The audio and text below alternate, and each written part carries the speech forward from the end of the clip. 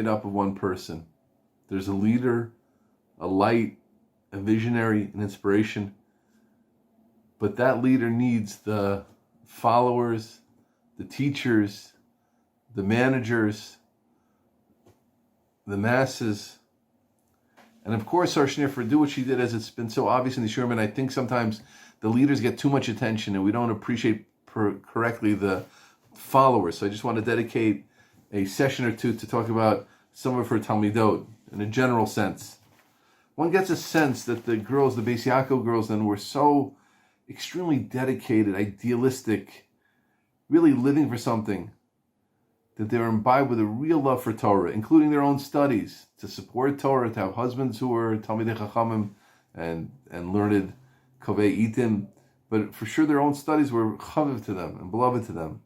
They were full of good midas, very tmimistic, pure, innocent, lots of chesed, that they live with a sense of sisterhood for other Beis Yaakov girls. And one wishes that we could bring back that spirit into Klal Yisrael. Where is that freshness, that love, that excitement, that warmth, that community that they built, that she built for her students, was absolutely amazing. And of course, those Talmidot, as we said in other classes, even at 14 and 15 and 16, would go to the surrounding areas and they became the teachers, dressing up in long skirts, trying to look older, and Sarah would help them and support them. And as the movement grew and grew and grew, they took on more and more senior roles, these girls, and eventually, after the war, they came to Eretz Yisrael, to other places in Europe, to the United States, of course, and they founded the whole Beis Yaakov movement, which has continued ad yom hazeh, in perhaps a different type of form. But they were real pioneers, and there were many who had been trained by Sarah themselves. I know women who went to, I think it's Vichna Kaplan's Beis Yaakov, I believe, in Borough Park, and they remember her, and Shimshon Pincus's mother, Noach Weinberg's sister, Shimshon Pincus's mother, right? Rosen Pincus was a founding teacher there, a central teacher there. She happened to have gone to study from America.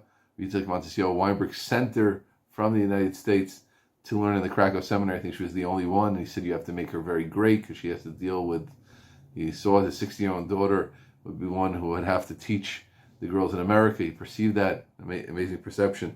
And I would just go one anecdotal story just to show the types of lives they had, just to shed a little bit of light. So this was with no less than the Panovich Rav. There was after the war in young Israel of the time, there were and this is the beginning of this is a famous story. So everybody knows this story, but here it sounds a little bit more explained. There's a group of affluent men from Los Angeles. They visited Panovich, and they were very inspired and admired Rav Kahneman, who, as so many did. I think maybe our next series will be about the Panovich Rav, perhaps. And he delivered an eloquent presentation about Jewish education in Eretz Yisrael. And they were touched, and they said they will build a building. They'll build another building. But they had one condition. The young people who would attend the yeshivas must have no payas and no beards. Right? They didn't like that. So the Panovich Rav promised. And they trusted him and financed the construction of a beautiful, comfortable building. Okay.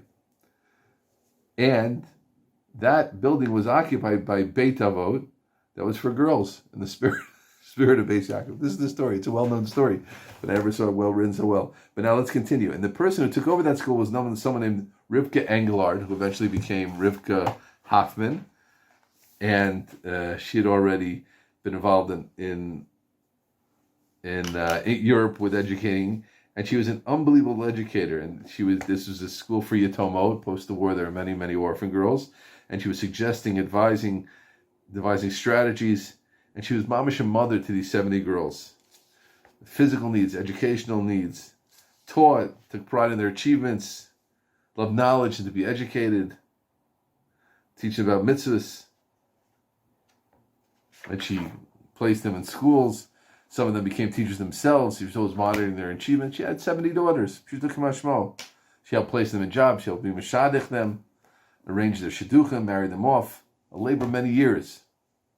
She was always fundraising, collecting funds.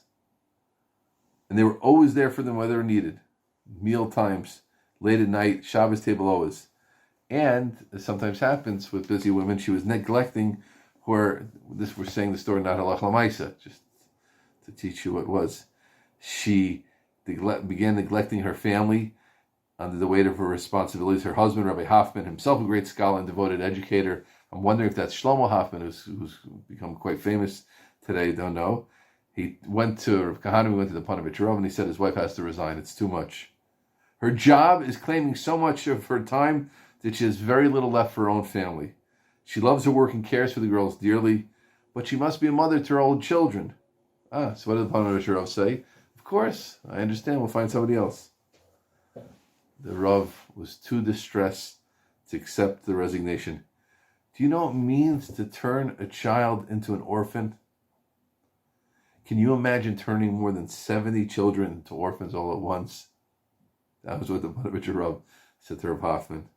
He couldn't endure to see this. Rav Hoffman couldn't endure to see the anguish of this great father of thousands of children. The Panovich Rav, they say when he died, he was feeding 17,000 people through his efforts besides the yeshiva.